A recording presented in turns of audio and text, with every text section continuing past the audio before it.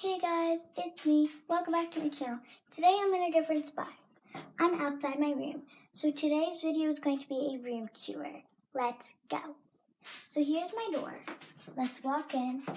You see my huge room, don't you? So right when you walk in, you see my desk. Here's my desk. Not my desk, my vanity. You see all my makeup videos here, some of my other videos too.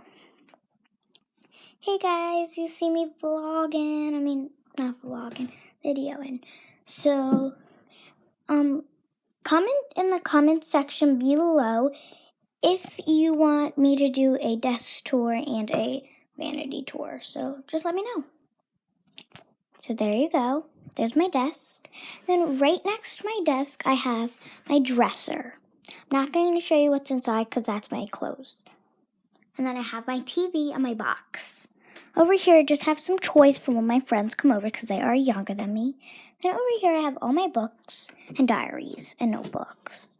And then up here, I just have some random stuff, some more toys, and my huge bed. So nothing fancy. I got my rug, my nightstand, and this I just moved in here earlier. You don't normally see this in here in the backgrounds of my videos, but now you do. So there.